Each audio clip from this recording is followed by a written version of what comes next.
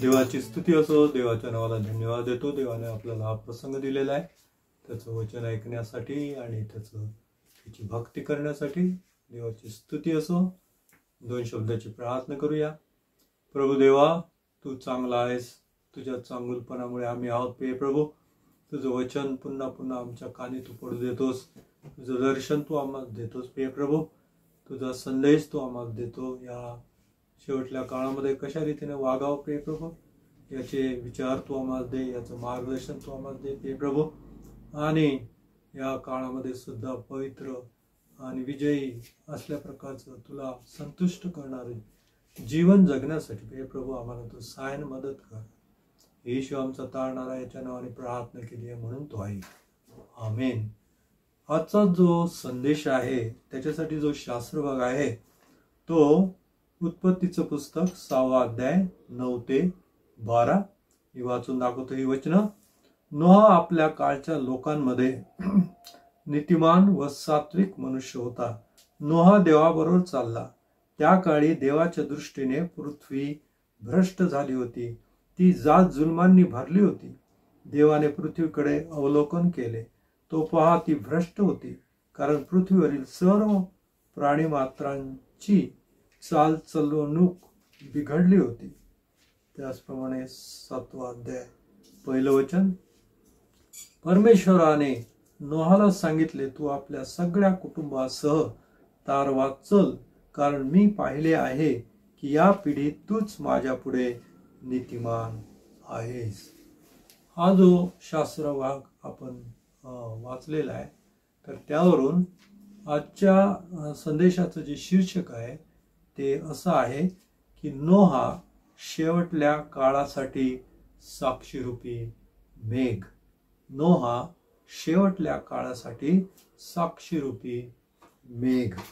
आज आपण या काळामध्ये राहत आहोत. हा काळ आपण म्हणतो की शेवटला काळ आहे आणि अतिशय भ्रष्ट आणि दुष्ट असल्या प्रकारचा काळ आहे. परंतु असाच एक काळ नोहाच्या काळामध्ये होऊन गेला आणि त्या काळात सुद्धा जगाची परिस्थिती असल्याच प्रकारची झाली होती की जी आज आहे. आणि त्या काळामध्ये नोहा कसा चालला याचा किस्सा आज आपल्या समोर आहे. त्याचा एक साक्षीरूपी मेघ आज आपल्या समोर आहे आणि त्याविषयी इब्री करारपत्र म्हणजेच नवीन करारामध्ये ही नोहाची गोष्ट जुन्या करारामध्ये आहे, परंतु इब्री करारपत्रामध्ये जे साक्षीरूपी मेघ सांगितलेले आहे त्याच्यामध्ये एक मेघ म्हणजे नोहा आणि विशेषतः नोहाचं जीवन जे आहे या आजच्या काळासाठी एक किस्सा म्हणून आहे, एक उदाहरण म्हणून आहे किंवा एक साक्षीरूपी मेघ असल्या प्रकारचा आहे. आणि म्हणून विशेष करून आजचं जीवन जगत असताना आपल्याला नोहाकडे पाहिलं पाहिजे, त्याच्या जीवनाकडे पाहिलं पाहिजे. इब्री करारपत्र 11:7 मध्ये त्या नोहाविषयी काय लिहिलेलं आहे त्या ठिकाणी लिहिलेलं आहे, तोपर्यंत पाहण्यात आले नव्हते त्याविषयी नोहाला सूचना मिळाली आणि आदरयुक्त भयाने त्याने आपल्या कुटुंबाच्या तारणासाठी विश्वासाने तारू तयार केले. विश्वासाच्या द्वारे त्याने जगाला दोषी ठरवले आणि विश्वासाने प्राप्त होणारे नीतिमत्व त्याचा तो वतनदार झाला. आणि अशा या नोहाला देवाने तुमच्यासमोर आणि माझ्यासमोर एक उदाहरण म्हणून ठेवलेलं आहे, एक साक्षीरूपी मेघ असल्या प्रकारे ठेवलेला आहे. त्या नोहाविषयी काय लिहिलेलं आहे? उत्पत्तीचं पुस्तक 6वा अध्याय आणि 9व्या वचनामध्ये असं लिहिलेलं आहे की नोहा देवाबरोबर चालला. नोहा देवाबरोबर चालला. त्याचा अर्थ हा आहे की नोहा हा जगाबरोबर चालला नाही. त्याचा अर्थ हा आहे की नोहा प्रवाहाच्या उलट दिशेने चालला. प्रवाहाच्या उलट दिशेने चालणं हे अतिशय कठीण असल्या प्रकारचं आहे, परंतु नोहा चालला. त्याचा अर्थ हा की आम्ही प्रवाहाच्या जगाच्या उलट दिशेने चालू शकतो. आपल्याला माहिती आहे की नदीला पूर येतो आणि त्या पुरामधून त्या माशांना पोहणं किंवा चालणं अतिशय कठीण होतं. पण त्याचा अर्थ असा नाही की ते पोहणं चालणं सोडून देतात आणि प्रवाह पतित होतात. नाही, ते किनाऱ्याकडे जातात आणि त्या ठिकाणी तो वरच्या दिशेने पात्राच्या किंवा प्रवाहाच्या उलट दिशेने ते चालत राहतात. प्रवाह पतित होऊन ते वाहत जात नाही, कारण त्यामध्ये त्यांचा शेवट आहे, नाश आहे. अशाच रीतीने नोहा हा त्याच्या काळामध्ये देवाबरोबर चालला, म्हणजेच जगाबरोबर चालला नाही. आणि त्याच्या काळामध्ये हा प्रवाह कसा होता, म्हणजे त्याच्या काळामध्ये जे जग चालत होतं, जगाची परिस्थिती ही कशी होती, कसा काळ होता तो. तर उत्पत्ती 6वा अध्याय 5-6 मध्ये त्या काळाविषयी लिहिलेलं आहे की पृथ्वीवर मानवाची दुष्टाई फार आहे, त्याच्या मनात येणाऱ्या सर्व कल्पना केवळ एकसारख्या वाईट असतात असे परमेश्वराने पाहिले. वचन 11 मध्ये लिहिलेलं आहे, त्या काळी देवाच्या दृष्टीने पृथ्वी भ्रष्ट झाली होती, ती जात जुलमांनी भरली होती. पृथ्वीविषयी काय लिहिलेलं आहे? भ्रष्ट झाली होती. भ्रष्ट होणे ही क्रिया सडण्याची क्रिया आहे. एखादी गोष्ट सडते नाही का, म्हणजे ती नाशाकडे जाते, मरणाकडे जाते, नाही का, न्यायाकडे जाते. असं लिहिलेलं आहे, त्या काळातली पृथ्वी भ्रष्ट झाली होती, सडली होती. कशाने सडली होती? पापाने.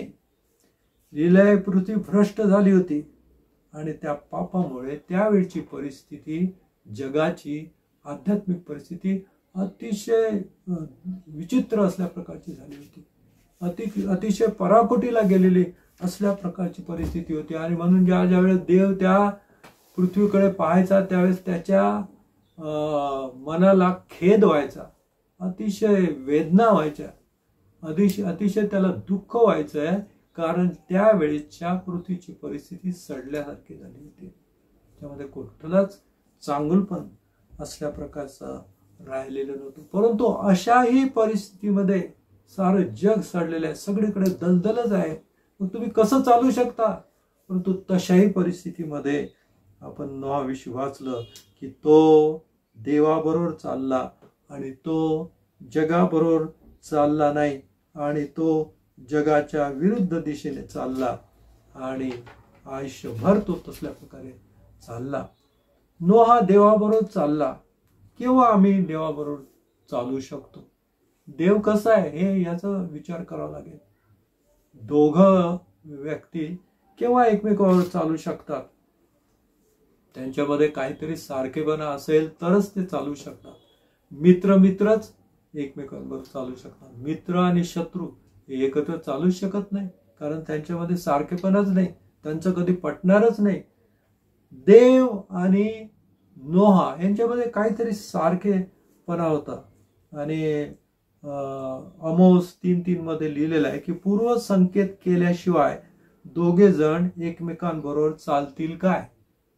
याचाच अर्थ की त्यांच्यामध्ये काहीतरी संवाद आहे, त्यांच्यामध्ये सारखेपणा आहे आणि म्हणूनच ते चालू शकले, देव आणि नोहा. त्याचा अर्थ हाच की देव पवित्र आहे आणि मग नोहाचं जीवन सुद्धा त्याने पवित्र ठेवलं होतं, सात्विक ठेवलेलं होतं. तो देवाचं भय धरणारा असल्या प्रकारे होता. उत्पत्ती 6:9 मध्ये लिहिलेलं आहे, नोहा आपल्या काळच्या लोकांमध्ये नीतिमान व सात्विक मनुष्य होता. 7:1 मध्ये लिहिलेलं आहे, मी पाहिले आहे, देव म्हणतो मी पाहिले आहे की या पिढीत तूच माझ्या पुढे नीतिमान आहेस. अगदी जगाच्या विरुद्ध त्याचं जीवन होतं. हा नोहा एका बाजूला तारू बांधत होता, कष्ट करत होता, घाम गाळत होता आणि जग काय करत होतं? खात होतं, पीत होतं आणि मजा करत होतं, लग्न करून घेत होतं, लग्न करून देत होतं. अतिशय जगिक असल्या प्रकारच्या बुद्धीचं ते जग झालं होतं, भ्रष्ट बुद्धीचं, ज्याच्यामध्ये देवाचं भय नाही, देवाचं नाव नाही, असल्या प्रकारचं ते जग सडलेलं, पापाने सडलेलं असल्या प्रकारे ते जग होतं. इकडे नोहा विश्वास धरून देवाचं भय धरून जीवन जगत होता, सात्विकतेचं जीवन तो जगत होता. परंतु त्या काळच्या जगातील लोकांमध्ये कुठलंच देवाचं भय नव्हतं, देवाचं नाव सुद्धा नव्हतं. आणि नोहाने त्यांना संदेश दिला न्यायाचा, पापाविषयी पश्चाताप करण्याचा, परंतु त्यांच्यावर काही परिणाम झालेला आपल्याला दिसत नाही. कोणीही देवाकडे वळलं नाही. आणि अशाही परिस्थिती आपण पाहतो की नोहा देवाबरोबर चालत राहिला. आता त्या नोहाच्या जीवनाकडे पाहिलं तर एका बाजूला असंख्य लोकांनी भरलेलं जग, आणि अशा जगामध्ये धार्मिक लोक त्या काळात किती होते? नोहा एकटा आणि फक्त त्याचं कुटुंब. नोहा एकटा असल्या प्रकारचा होता, परंतु नोहा एकटा होता का? नाही, एकटा तो नव्हता. उलट नोहाची मेजॉरिटी होती. का नोहाची मेजॉरिटी होती? कारण देव त्याच्या संगती होता. तो देवा संगती होता आणि देव त्याच्या संगती होता, कारण तो नोहा देवाबरोबर चालला. आणि त्याचा अर्थ हा की देव सुद्धा त्याच्याबरोबर चालला, देव त्याच्या बरोबर होता. आणि ज्या ठिकाणी तुम्ही एकटे आहात आणि जर तुमच्या संगती देव आहे तर तुमची मेजॉरिटी असल्या प्रकारची आहे. हे जे चित्र आहे की जे धार्मिक असतात, देवाचं भय धरणारे असतात, ते त्यांची संख्या कमी असते, ते एकटे असतात, ते मायनॉरिटी असतात. हे नोहाच्या काळापासून सुरू आहे. फार कमी लोक असतात जे धार्मिक असतात, सत्याने चालणारे असतात, देवाचं भय धरून चालणारे असतात. फार कमी एकटेच असतात किंवा ते मायनॉरिटी असतात. जे राष्ट्र ख्रिश्चन आहे त्यांच्यामध्ये सुद्धा हेच चित्र आहे. ते सगळे ख्रिश्चन असतील, परंतु त्यांच्यामध्ये धार्मिक किती, देवाचं भय धरणारे किती, देवाचं तारू बांधणारे किती, हा प्रश्न आहे. तर असल्याच प्रकारची जगाच्या सुरुवातीपासून, नोहाच्या काळापासून हे जे चित्र आहे असंच आहे. परंतु अशाही जगामध्ये आम्ही जीवन जगू शकतो. आपल्याला माहित आहे की पवित्र शास्त्रामध्ये जर पाहिलं तर अनेक असे लोक होऊन गेले की ते एकटे होते. उदाहरणार्थ योसेफ, तो एकटा होता, मिसर देशामध्ये होता, परंतु तो देवासाठी उभा राहिला एकटा, आणि त्या काळच्या जगाला त्याने झुकवलं. उदाहरणार्थ दानियल एकटा होता, परंतु देवासाठी तो उभा राहिला आणि देव त्याच्याबरोबर उभा राहिला, म्हणून त्याची मेजॉरिटी होती, योसेफाची मेजॉरिटी होती. आणि असल्या प्रकारच्या अनेक देवाचे सेवक एकटे होते. दावीद एकटा उभा राहिला. ज्यावेळेस रणांगणावर तो गेला, नवलाची गोष्ट, ना शस्त्र त्याच्याबरोबर होते, ना इतर सैनिक त्याच्याबरोबर होते, ना राजा त्याच्याबरोबर होता, एकटा तो होता त्या रणांगणावर. त्याच्यासमोर गल्ल्यात होता, परंतु गल्ल्यातापेक्षा सुद्धा दावीद मोठा झाला, त्याचीच मेजॉरिटी झाली, त्याचीच शक्ती मोठी झाली, कारण तो एकटा नव्हता, परंतु त्याच्या बाजूला त्याच्या पक्षाचा देव त्याच्याबरोबर होता. आणि म्हणून आम्ही आणि प्लस देव बरोबर मेजॉरिटी असल्या प्रकारचं हे समीकरण आहे. आणि तसल्याच प्रकारचं परिस्थिती या नोहाची होती, आणि म्हणूनच तो चालू शकला. तो एकटा असून सुद्धा देवाबरोबर उलट दिशेने तो चालू शकला, कारण देव त्याच्याबरोबर होता. आणि आज आमच्या संगती सुद्धा देव आहे हे आम्ही विसरता कामा नये. जर आम्ही देवाच्या नावाने जीवन जगतो, देवाच्या नावाने तारू बांधत आहोत, कष्ट करत आहोत, एक एक खिळा ठोकत आहोत, रोजचं जीवन त्याचं भय धरून चालत आहोत, त्याच्या नावाचा संदेश आमच्या जीवनाकडून लोकांपर्यंत जर जात आहे, त्याचं कार्य जर आम्ही करत आहोत, तर तो आमच्या संगती कसा राहणार नाही हा प्रश्न आहे. तुम्ही जर देवाचं कार्य करत असाल तर देव तुमच्या संगती राहणारच. नोहा आणि त्याचं कुटुंब देवाचं कार्य करत होते, म्हणून देव त्यांच्या बरोबर होता. आणि त्या सामर्थ्याने, त्या खात्रीने, त्या विश्वासामुळे तो पुढे आणि पुढे. आणखी कोणतं कारण होतं की तो एकटा असून कसं काय देवाबरोबर चालला, एकटा असून कशा रीतीने जगाच्या विरुद्ध दिशेने चालला. कठीण होतं, एकटा होता, आणि त्याला जगात जाऊन संदेश पण द्यायचा होता त्यांच्यामध्ये. आणि अशा परिस्थितीमध्ये, अशा विरोधामध्ये तो एकटा असून कसा जगला. दुसरं कारण हे आहे की पहिलं कारण हे आहे की देव त्याच्याबरोबर होता, आणि दुसरं कारण हे आहे की त्याचं कुटुंब त्याच्याबरोबर होतं. कुटुंब हा फार मोठा बॅकबोन आहे. कुटुंब हे फार मोठं सामर्थ्याचं प्रतीक आहे. आपल्याला म्हणजे एक काडी तुटते, एक मोळी तुटत नाही. तुम्हाला माहिती आहे की एक काडी जळते आणि विजते, परंतु 4-5 काळ्या एकाला तोंडाला तोंड लावून ज्या जळतात त्यावेळेस ते विजत नाही, पेटत राहतात. ही ऐक्याची शक्ती आहे, सामर्थ्य आहे, हे सैतानाला माहित आहे. आणि म्हणून विशेषतः या काळामध्ये त्याने प्रहार कुठं केलेला आहे, कुठं आपला बाण सोडलेला आहे, कुटुंबावर.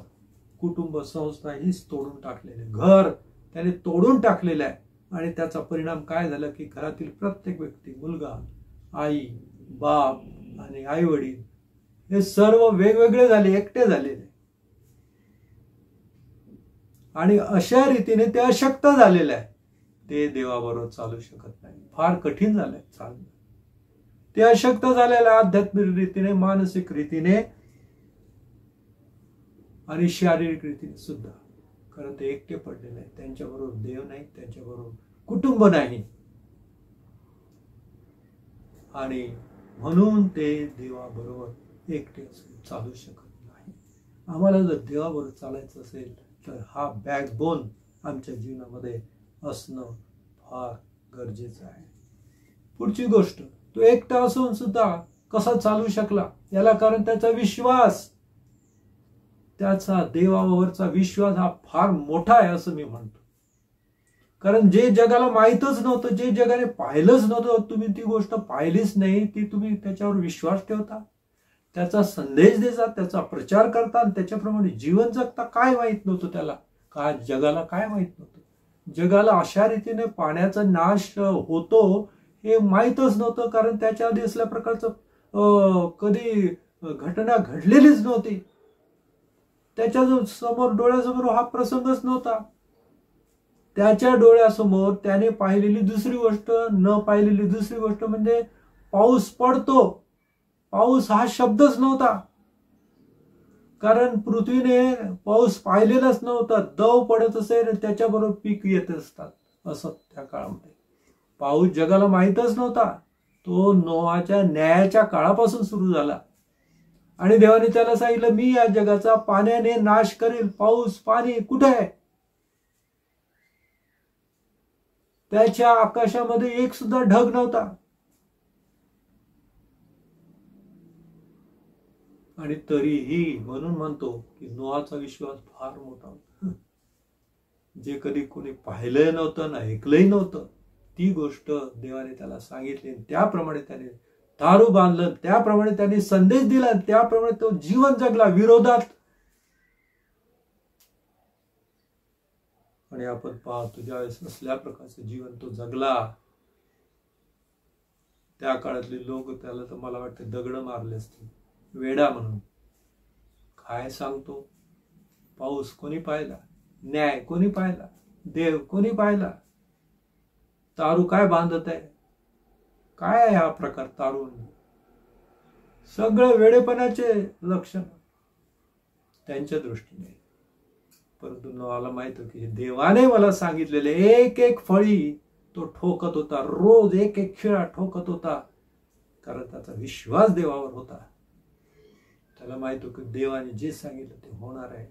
आणि त्याचं आयुष्य हेच होतं की न्यायाची तयारी करत, न्यायाकडे पाहत तो जीवन जगला, देवाकडे पाहत तो जीवन जगला. विश्वासाचं जीवन, त्याचं जीवन म्हणजे विश्वासाचं जीवन. विश्वासाचं फार मोठं उदाहरण आहे. जसं अब्रामाचं जीवन हे विश्वासाचं उदाहरण आहे, मी असं म्हणतो की तसंच नोहाचं जीवन हे फार मोठ्या विश्वासाचं उदाहरण आहे. आणि इब्री 11 मध्ये हे सगळे विश्वासाचे मेघ म्हणून त्यांची ओळख आहे. विश्वासाची मोठमोठी उदाहरणं देवाने तुमच्या आणि माझ्या समोर ठेवलेले आहे. आणि म्हणून आजच्या या शेवटच्या काळामध्ये राहत असताना, सगळं जग सडलेलं असताना, भ्रष्ट झालेलं असताना, चालणं कठीण झालं, पाय ठेवणं कठीण झालेलं असताना, एवढा मोठा विरोध असताना सुद्धा आम्हाला उत्तेजन आहे की नाही, आम्ही चालू शकतो, आम्ही तारू बांधू शकतो, आम्ही वाचू शकतो आणि आमचीच वाढ होऊ शकते. जगाने खूप एन्जॉय केलं, खूप नाचले, खूप एन्जॉय केलं, परंतु शेवटी त्यांचा बुडून नाश झाला. बुडून संपूर्ण पृथ्वी बुडवली, देवाने बुडून टाकली. एवढा देवाला वीट आहे, एवढा राग आहे पापाचा, देवाने पृथ्वीच बुडून टाकली.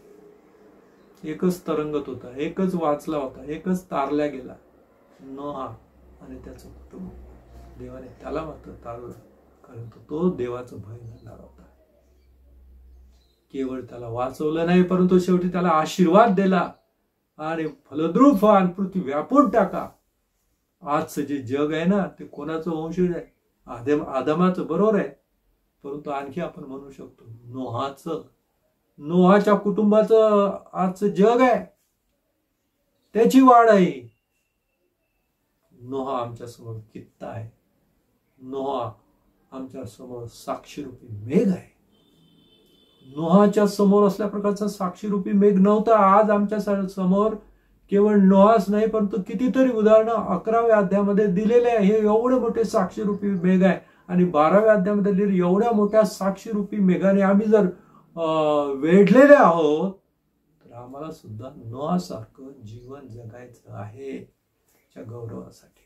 आणि हे शक्य आहे देवाच्या सामर्थ्याने, देवाच्या सहवासाने, देवाच्या मार्गदर्शनाने हे शक्य आहे.